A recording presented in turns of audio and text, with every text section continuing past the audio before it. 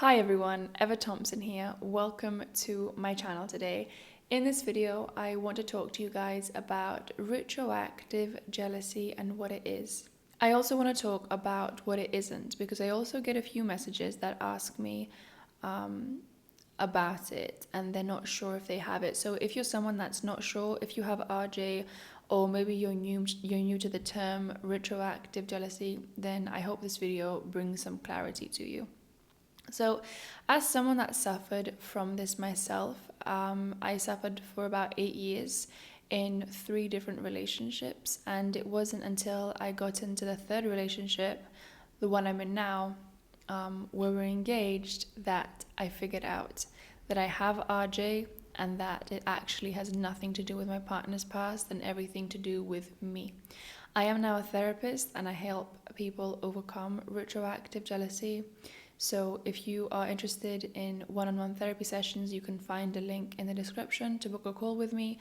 But without further ado, let's get into this video.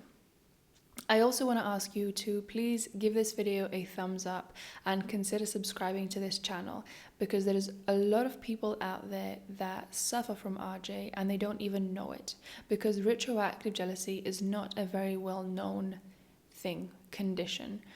So there's so many people out there that have it, don't know they have it, and they feel isolated, they feel alone, they feel even worse because they just think they're going crazy. So by you liking this video, hopefully it'll push it out to more and more people, and massive relief comes with realizing that it's a thing and other people also go through it and you can overcome this. So let's get into it. What is retroactive jealousy, or for short, RJ? So I'm going to put this very simply. RJ is when your partner's past bothers you. So whether you get intrusive thoughts about your partner's past, mental movies, whether it's their past relationships that bother you, a specific relationship, a specific person in their past, or their sexual history, the fact that they had one-night stands, and you find yourself obsessing over this, maybe asking questions, maybe starting arguments, maybe stalking the ex's social media, maybe you're in forums or groups and you're ranting and asking questions such as, is it normal if my partner's done this in the past? What does it mean if they did this? And you find yourself asking these questions and just being really curious and frustrated. Some people feel anger, resentment. They find themselves judging their partner. Other people feel sad.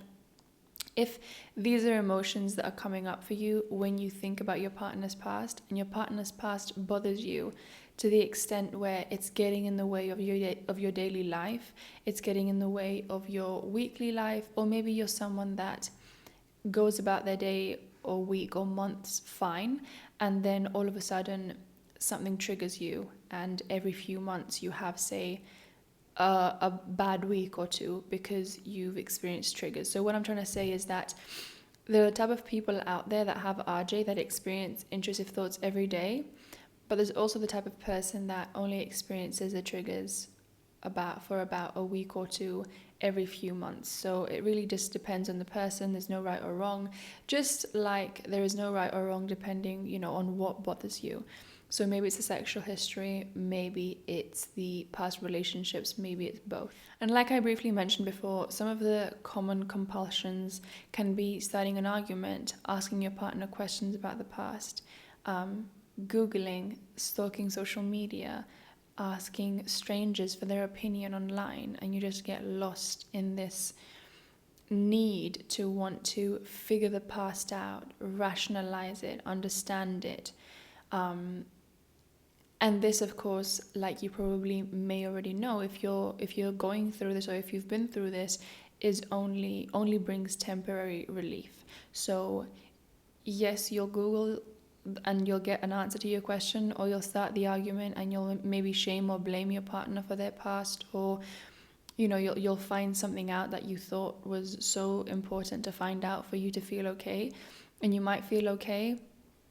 But what this is called is temporary relief. And it's temporary, so you will end up getting triggered and feeling the same over and over again. It's a very vicious cycle that can go on. So you get triggered, you act out the compulsion, you get the temporary relief, and then it just starts again. You get triggered again, and on it goes. Now, I have made so many videos about retroactive jealousy, the causes, the underlying subconscious beliefs, the fears, how to talk to the partner. I've made a video with myself and my partner talking about our experience with RJ, because obviously he went through it with me, so I've made a video on that as well if you want to check it out. But all in all, in this video, I wanted to just briefly talk to you about what this term retroactive jealousy means. Now, I also want to touch on what it isn't very quickly, because I have had a few messages and emails asking me about this, and although it's rare, it still happens, and I haven't seen it addressed anywhere, so I want to bring it up. So if you're in a relationship with somebody and they are still talking to their ex, they're still in touch, they talk about their ex to you every day, they have stuff lying around that they refuse to get rid of, and you've asked nicely, and they're not really making any compromises, they aren't really taking you seriously. You know, if you tell them this bothers me and they do nothing about it, they don't stop talking to the ex, and you know, they basically put them over you, then it might not just be that you suffer from retroactive jealousy. And I'm mentioning this because this can actually cause retroactive jealousy. I've talked to so many people that have RJ as a result of someone breaking their trust in the past. And although I don't believe in living in fear, and I also don't believe in, you know, getting into a relationship and telling your partner to cut people off, telling your partner to not talk to their friends or to their family. If they're still talking to the ex and there's no reason to, if they've got no serious reason that they need to still be talking to the ex, so like, you know, if they've got kids, that's understandable with this person. Maybe if they work with them, that's also understandable. But if they legitimately have no reason to be talking to their ex, they keep bringing them up daily. Again, maybe they've got stuff lying around and they just don't help you feel safe.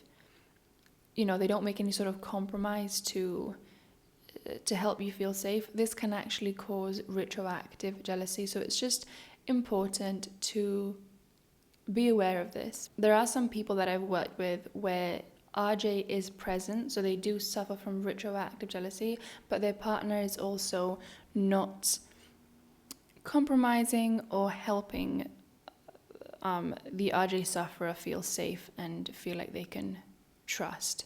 So I think it's just important, again, to just be aware of this. However, most of the time it has got nothing to do with the partner and everything to do with the retroactive jealousy sufferer. I have got so many videos on this topic, so I would invite you to check them out. I hope they help you.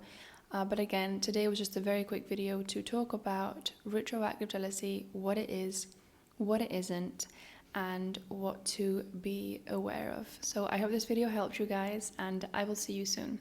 Take care.